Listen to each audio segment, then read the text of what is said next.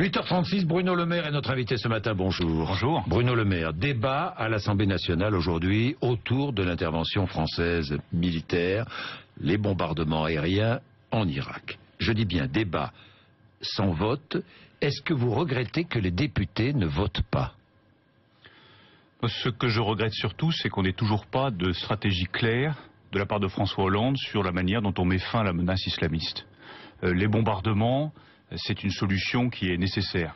Ça permet d'affaiblir l'État islamique en Irak et ça me paraît nécessaire. Mais je ne donne pas de blanc-seing à François Hollande sur sa politique en matière de lutte contre le terrorisme islamiste. Non, je ne donne pas de blanc-seing. Puisqu'il n'y a pas de vote. Je ne donne pas de blanc-seing. Il y a un certain nombre d'interrogations que François Hollande doit lever rapidement. La première, c'était cet alignement systématique sur les États-Unis. Je ne vois pas pourquoi systématiquement on est à la traîne derrière les États-Unis dès qu'on prend une décision en matière militaire ou en matière de bombardement. La deuxième interrogation, c'est quelle est la stratégie de long terme? On voit bien que cette menace, elle est globale. L'otage auquel je pense ce matin, l'otage français, il a été enlevé en Algérie. Donc c'est bien tout le Moyen-Orient qui est concerné. Quelle est la réponse à cette menace globale qui touche tous les pays du Moyen-Orient? Comment est-ce que sur le long terme on va faire? Avec quels partenaires? Est-ce que nous allons demander par exemple des éclaircissements à l'Arabie Saoudite, au Qatar, sur les liens qu'ils pourraient avoir avec les islamistes? Ils sont censés être de notre côté, ces États, et en même temps on a le sentiment qu'il y a des liens parfois un peu troubles avec les islamistes. Je veux des éclaircissements sur les liens que pourraient avoir le Qatar et l'Arabie Saoudite avec les islamistes. Enfin, troisième question, avec quels moyens nous allons intervenir? On voit bien aujourd'hui que le budget de la défense, il est très fragile, que les moyens militaires, ils sont insuffisants. Moi, je souhaite une augmentation du budget de la défense pour que nos armées puissent intervenir sur une menace qui n'est pas là pour 6 mois, pas là pour 1 an, mais qui est là pour des années. Voilà les 3 éclaircissements que je demande à François Hollande. Et la Constitution dit que c'est le Parlement qui autorise l'entrée en guerre. Est-ce qu'un homme seul est mieux placé qu'un Parlement pour décider d'une guerre? Ah, mais je serais tout à fait favorable. Vous êtes favorable parce que on ne décide d'une guerre qu'après un vote des parlementaires? Je serais tout à fait favorable, je l'avais dit lorsqu'il avait été question de frappe en Syrie, à ce que les parlementaires puissent voter sur l'utilisation des armes. Et je voudrais rajouter un point là-dessus. Oui. La réponse militaire ne sera jamais la réponse de long terme aux problèmes terroristes. Jamais. Ne nous faisons pas d'illusions là-dessus. Que l'on frappe pour affaiblir, oui. Mais sur les 5, 10, 15 prochaines années, parce que nous en avons pour 5, 10, 15 prochaines années, quelle est la stratégie politique au Moyen-Orient qui nous permettra d'affaiblir le terrorisme et d'en finir définitivement avec ce qui est la menace principale qui pèse aujourd'hui sur les Français? C'est la question que je pose à François Hollande et je ne vois aujourd'hui aucune réponse à cela. Vous voyez bien que derrière le terrorisme, il y a un affrontement confessionnel entre sunnites et chiites. Derrière le terrorisme, il y a la recomposition des forces au Moyen-Orient. Qui va être aujourd'hui la principale force? C'est l'enjeu notamment de l'Iran qui veut être aujourd'hui la principale puissance dans cette zone. Comment est-ce que nous travaillons avec l'Iran? Depuis 2 ans, je demande à François Hollande qu'il travaille davantage avec les Iraniens, parce que c'est aussi avec les Iraniens que nous trouvons une solution au terrorisme islamiste. Il faut les associer, les Iraniens, à cette coalition? Oui, il faut les associer. Qui intervient en Irak? Oui, il faut les associer. Et je souhaite non seulement qu'on associe les Iraniens, mais que l'Europe retrouve son indépendance, que la France retrouve son indépendance, que nous soyons capables, avec les Allemands, avec les Britanniques, nous Français, de constituer une vraie coalition politique qui définit une stratégie de sortie de crise contre le terrorisme islamiste. Alors qu'aujourd'hui, notre seule stratégie est l'alignement sur les États-Unis. C'est une erreur que nous risquons de payer très cher sur le long terme. Bruno Le Maire, cafouillage autour de 3 djihadistes présumés qui ont demandé à rentrer en France. Ils étaient en Turquie, ils ont pris un avion, la police les attendait à Orly, ils atterrissent à Marseille. À Marseille, le système informatique ne fonctionne pas, donc ils se retrouvent dans la nature et ce sont eux qui appellent leurs avocats en disant on veut être arrêtés. Comment jugez-vous ce cafouillage? Je ne veux pas minimiser le cafouillage, qui a un côté pied nickelé.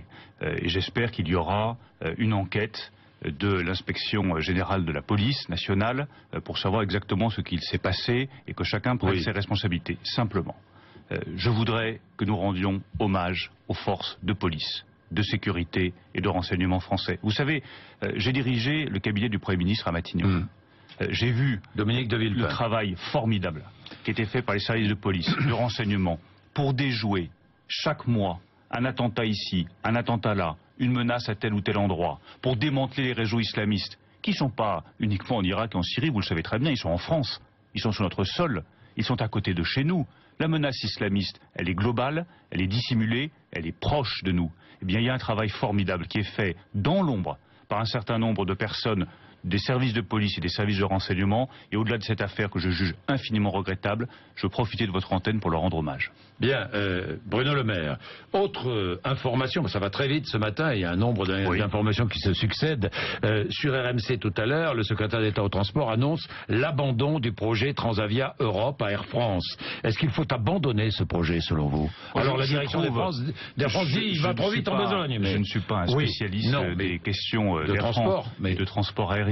Mais simplement, je vois que nous avons un monde qui évolue à très grande vitesse, que nous avons une concurrence de certains opérateurs aériens ailleurs, par exemple dans les pays du Golfe. Nous avons besoin de nous adapter plus rapidement. Et je trouve que cette grève, elle est symptomatique du mal français. On commence par négocier par la grève et par le conflit, au lieu de négocier sereinement. On ne peut pas continuer comme ça. Ce qui est vrai pour le transport aérien est vrai partout ailleurs. Arrêtons de faire de la grève le moyen de négociation systématique dès qu'il y a un blocage. En deuxième lieu, on doit pouvoir travailler mieux ensemble. Je suis sidéré de voir la dureté des échanges qu'il y a pu avoir entre les représentants des pilotes, la direction d'Air France, l'ensemble des salariés. On n'arrive pas à dialoguer, mais on n'arrivera pas à avancer. Enfin, en troisième lieu, comprenons bien que nous devrons nous adapter à des changements mondiaux. Nous avons tous les moyens de réussir, tous les moyens d'y arriver, mais soyons capables aussi de renoncer à certains avantages particuliers, à certains avantages acquis qui font que tout le monde, au bout du compte, est perdant. Bruno Le Maire, autre information qui tombe, la justice suspend l'enquête pour corruption visant Nicolas Sarkozy. Il s'agit des écoutes téléphoniques. Vous savez qu'on pensait, enfin il y avait des accusations qui circulaient, estimant que Nicolas Sarkozy voulait s'informer sur le dossier Bettencourt. Il s'agit donc de ces écoutes téléphoniques. La justice le blanchit. Eh bien, bonne nouvelle. C'est une très bonne nouvelle. Oui. C'est une très bonne nouvelle. Pourquoi? D'abord parce que ça me réjouit pour Nicolas Sarkozy. Et en deuxième lieu parce que je souhaite que cette campagne pour la présidence de l'UMP soit une campagne qui permette de poser clairement les enjeux sur la table. Et qu'elle ne soit pas polluée par les affaires, par des considérations de second ordre, par des questions qui n'intéressent ni nos militants, ni nos sympathisants, ni les Français. Ouais, Bruno Le Maire, ne mélangeons pas les affaires de justice avec cette élection du 29 novembre prochain pour la présidence de l'UMP, qui est un enjeu majeur pour reconstruire une grande force de droite républicaine. Moi, je suis candidat à la présidence de l'UMP.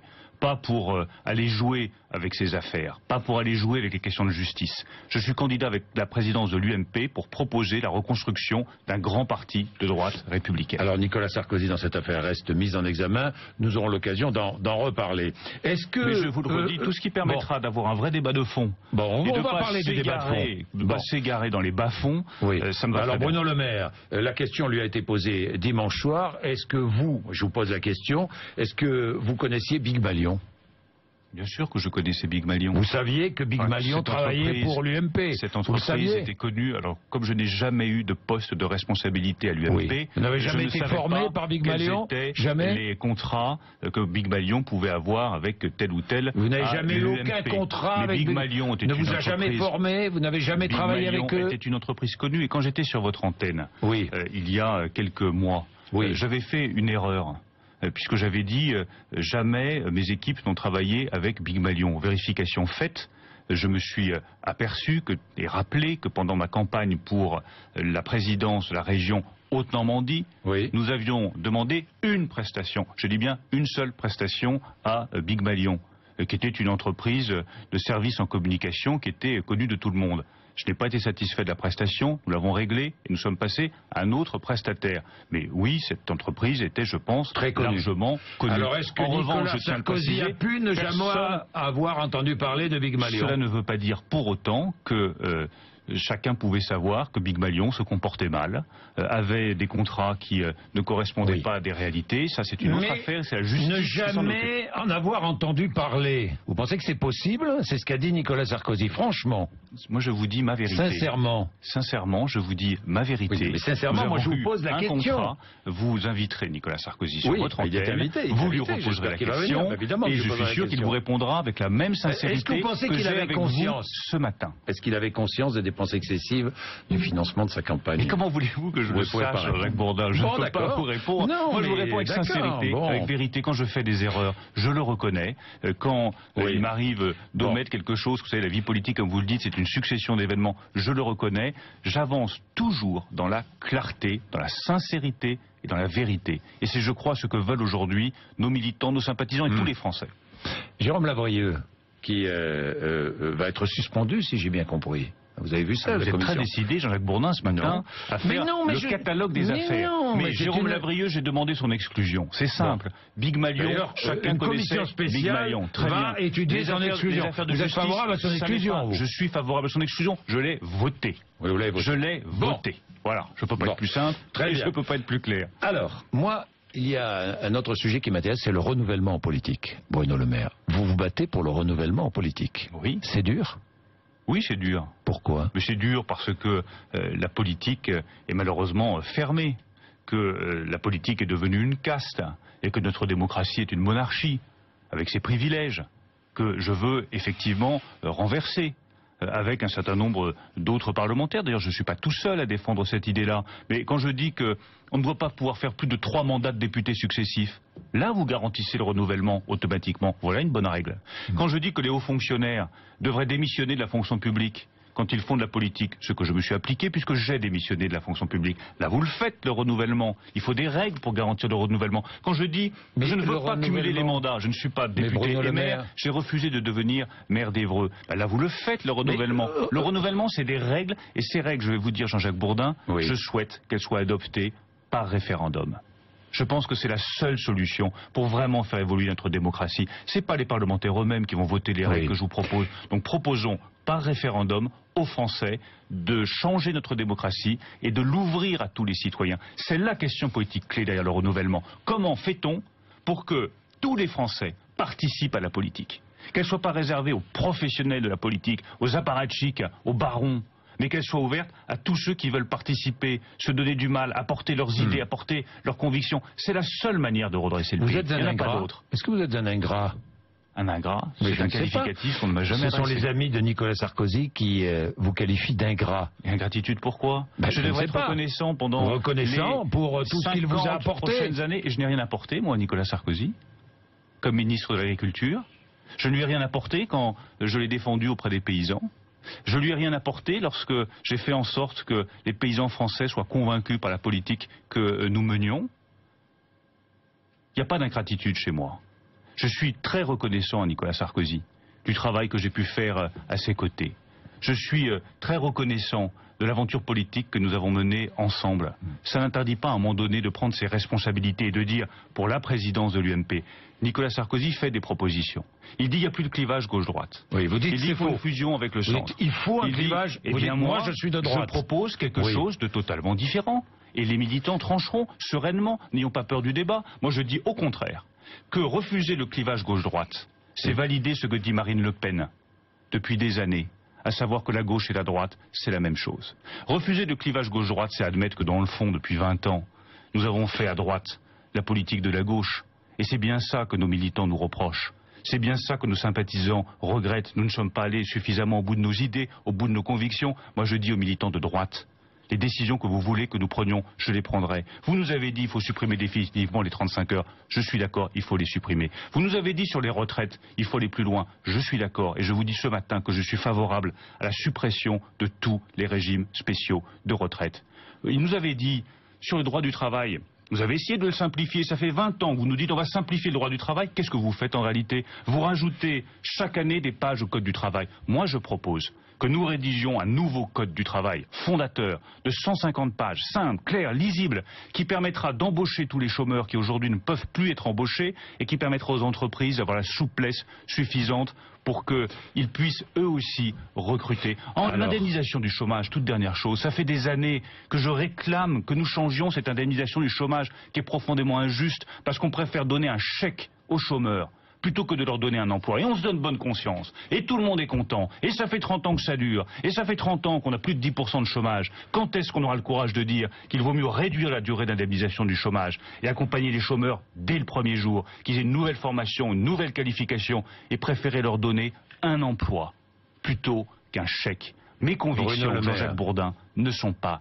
négociables. Bien, elles ne sont pas négociables, Bruno Le Maire, mais vous demandez un débat, justement, pour les confronter. Un débat à Nicolas Sarkozy et à Hervé Mariton. Bien sûr. Vous demandez ce débat? Je redemande très solennellement que nous ayons, avec Hervé Mariton, avec Nicolas Sarkozy, un débat sur tous ces sujets. Moi, je suis très heureux de pouvoir échanger avec vous, avec vos auditeurs, pour dire, voilà, mes idées ne sont pas les mêmes que celles d'Hervé Mariton, elles ne sont pas les mêmes que le projet que propose Nicolas Sarkozy depuis dimanche soir. C'est même, comme vous le voyez, fondamentalement différent comme option pour les militants. Fondamentalement différent. Ben, n'ayons pas peur du débat. Nicolas Sarkozy avait lui-même proposé, pendant la campagne présidentielle, d'avoir 3 débats avec François Hollande. Il aime les débats, Nicolas Sarkozy. C'est même une de ses qualités, une de ses vraies qualités. C'est un homme qui aime le débat, le dialogue. Moi aussi j'aime le débat. Moi aussi j'aime le dialogue. Ben pourquoi est-ce qu'on ne se retrouverait pas tous sur un même plateau de télévision ou un même plateau de radio pour échanger avec Hervé Mariton, avec Nicolas Sarkozy, avec moi-même? Je pense que nous aurions vraiment des choses à nous dire et ce serait profitable pour cette élection. Alors j'ai une question simple à vous poser. Est-ce que Nicolas Sarkozy, à vos yeux, veut utiliser le parti, l'UMP, cette élection pour redevenir président de la République en 2017 ? Je crois que franchement, ce serait intéressant, là aussi, que vous l'invitiez. Non, mais attendez, vous avez une opinion. Est-ce que, selon vous savez, j'ai très peu d'opinion. J'ai très peu d'opinion sur mes concurrents pour la présidence de l'UMP. J'ai des convictions, j'ai des idées, mais ce que veulent faire les autres, quelle est la stratégie des autres, c'est pas mon sujet. Voilà. Mais quand, franchement... Je vous répète la question pour que les auditeurs et téléspectateurs... Répétez-moi la question, que je la comprenne bien, Nicolas Sarkozy le matin, veut il est utiliser... tôt, c'est difficile. Est-ce que Nicolas Sarkozy veut utiliser le parti, donc la présidence de l'UMP ou d'un autre parti qui s'appellerait, je ne sais pas, les Moi, Républicains? Je tiens à l'UMP. Je tiens à dire que je tiens à l'UMP. Oui. Je tiens à l'UMP. Vous ne supprimez pas l'UMP. Non, je garde l'UMP, j'en fais un grand parti de droite républicaine. C'est les militants qui décideront s'ils veulent ou pas changer de nom, ça me paraît tout à fait accessoire. Mais je veux garder l'UMP parce que derrière, il y a des militants qui font un travail formidable et qui nous ont quand même permis, je le rappelle, de gagner en mars 2014 les élections municipales. Alors, est-ce qu'il veut utiliser le parti, UMP ou autre, pour redevenir président de la République en 2017 ? Je souhaite, Jean-Jacques Bourdin, qu'on sépare totalement, mais totalement, mais la question de la présidence de l'UMP, il le fait ou pas de la présidentielle. Est-ce qu'il le fait? Je souhaiterais qu'on en débatte justement. Non, mais je peux pas répondre à sa place. Il le fait? Est-ce qu'à vos yeux il le fait? Est-ce qu'il utilise cette élection pour redevenir président de la République? J'ai le sentiment qu'il veut d'abord être président de l'UMP et reconstruire autre chose. Vous pensez qu'il n'a aucune idée d'être président de la République? Aucune idée, non? Je ne suis pas dans le cerveau de Nicolas Sarkozy. J'essaye déjà de faire fonctionner le mien à peu près correctement. Je dis juste que nous devons impérativement séparer l'élection à la présidence de l'UMP de l'élection aux primaires et de l'élection présidentielle. Respectons les étapes. C'est quoi le calendrier? L'élection du président de l'UMP le 29 novembre prochain, c'est fondateur. C'est la seule manière de reconstruire un parti qui a été abîmé, humilié au cours des 2 dernières années. On doit redonner crédibilité. Si Nicolas Sarkozy gagne cette élection, est-ce que c'est le candidat naturel? Je souhaite gagner cette élection. Vous le soutiendrez? Est-ce que vous le soutiendrez? Je vous pose une question claire, Bruno Le Maire. Il est élu président de l'UMP. Je parle, Nicolas Sarkozy. Est-ce que vous le soutiendrez en 2017? Bruno Le Maire est élu président de l'UMP le 29 novembre prochain. On peut renverser la question. Moi, c'est pour ça que je me bats. Mais vous êtes candidat à la présidentielle en 2017 de l'UMP. Si vous êtes élu président de l'UMP, totalement les questions. Attendez, parce que ça m'intéresse. Totalement les questions. Si vous êtes élu président de l'UMP, vous serez candidat à la présidentielle? Non, Jean-Jacques Bourdin. Si je suis élu président de l'UMP, j'organiserai les primaires. Et là-dessus, je pense qu'il y a encore beaucoup d'ambiguïté dont nous devons débattre. Quelle primaire ouverte? Moi je vais être très précis parce que j'avance dans la clarté sur tous les sujets. Et j'aimerais que les autres candidats avancent avec la même clarté sur tous les sujets. Je veux des primaires ouvertes, c'est-à-dire dans lesquelles tout le monde qui se reconnaît dans les valeurs de droite puisse participer. Transparente, ça veut dire sans aucune tricherie. Irréprochable, ça veut dire que chacun se dise tiens, on peut être fier de participer à cette primaire. Et qui aurait lieu à l'automne 2016, parce que je pense qu'il ne faut pas les faire plus tôt, c'est la meilleure façon de donner un élan à notre candidat. C'est la garantie formelle que je donne à Alain Juppé, à François Fillon, à Xavier Bertrand, qui sont aujourd'hui candidats à ces primaires. Mais ouverte à qui? Ouverte à tous ceux qui signeraient au centre, bien sûr, à l'UDI, au Modem. Moi j'estime que l'UDI doit vivre sa vie. Oui. Que l'UDI doit se doter de son président, doit avoir ses valeurs, que l'UMP doit devenir à côté le grand parti de droite républicaine avec ses valeurs, ses idées, son chef, que je souhaite être. Et ensuite, dans les années qui viennent, une fois que nous aurons chacun retrouvé notre identité, l'UDI son identité de centre, l'UMP son identité de grand parti de la droite républicaine, nous pourrons travailler ensemble. Et nous pourrons construire des primaires ensemble. Mais n'imaginons pas une seconde une fusion entre l'UDI et l'UMP. Fusion, ça veut dire confusion. Il n'y a rien de pire en politique que la confusion. On a besoin aujourd'hui de clarté. Merci Bruno Le Maire d'être venu nous voir ce matin à 8h57.